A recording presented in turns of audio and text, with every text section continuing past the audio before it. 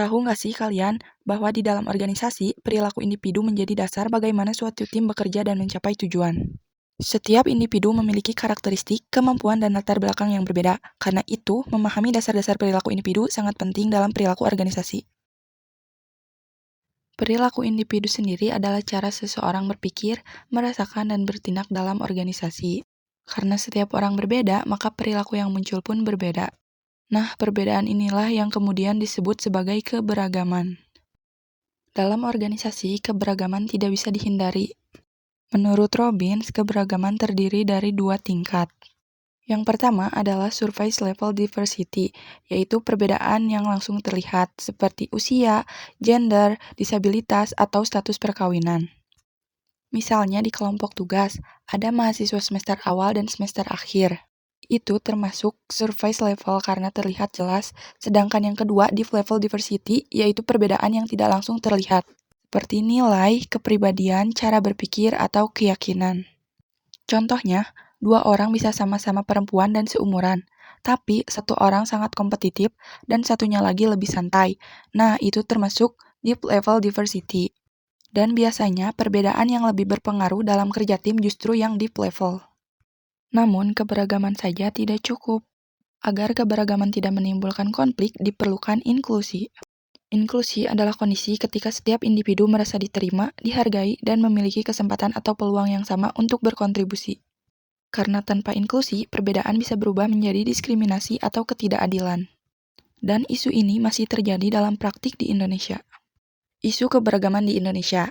Menurut data dari Badan Pusat Statistik menunjukkan bahwa partisipasi kerja penyandang disabilitas masih lebih rendah dibanding non-disabilitas.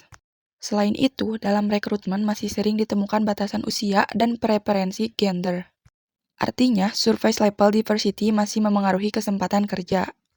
Padahal, kinerja seharusnya tidak dinilai dari perbedaan tersebut. Karakter biografis seperti usia, gender, masa kerja, dan disabilitas sering dianggap memengaruhi kinerja. Yang pertama, usia. Banyak yang beranggapan semakin tua maka produktivitas menurun. Namun, penelitian dalam perilaku organisasi menunjukkan bahwa usia tidak secara langsung menurunkan kinerja. Yang berubah biasanya adalah kecepatan fisik, bukan kualitas keputusan atau pengalaman kerja. Lalu yang kedua ada gender, masih ada anggapan bahwa pekerjaan tertentu lebih cocok untuk laki-laki atau perempuan. Padahal secara kemampuan intelektual dan kinerja tidak ada perbedaan signifikan berdasarkan gender. Yang ketiga, masa kerja yang lebih lama biasanya berkaitan dengan loyalitas dan pemahaman organisasi yang lebih baik sehingga cenderung menurunkan tingkat turnover. Dan yang keempat, ada disabilitas, yaitu kondisi keterbatasan fisik, sensorik, atau mental tertentu. Namun, keterbatasan ini tidak otomatis berarti tidak mampu bekerja. Dengan penyesuaian lingkungan kerja yang tepat, individu dengan disabilitas tetap dapat menunjukkan kinerja yang optimal. Yang artinya, karakteristik demografis tidak bisa dijadikan satu-satunya dasar untuk menilai kemampuan seseorang. Kemampuan intelektual berkaitan dengan berpikir dan memecahkan masalah, sedangkan kemampuan fisik berkaitan dengan stamina dan kekuatan. Kinerja optimal terjadi ketika kemampuan sesuai dengan tuntutan pekerjaan. Selain kemampuan, perilaku juga dibentuk melalui proses belajar. Pembelajaran adalah perubahan perilaku karena pengalaman. Yang pertama ada classical conditioning, yaitu belajar melalui kebiasaan atau asosiasi. Lalu yang kedua ada operant conditioning, yaitu belajar melalui konsekuensi seperti reward dan punishment. Dan yang ketiga social learning, yaitu belajar dengan mengamati dan meniru orang lain. Melalui proses ini, organisasi dapat membentuk perilaku kerja yang lebih efektif.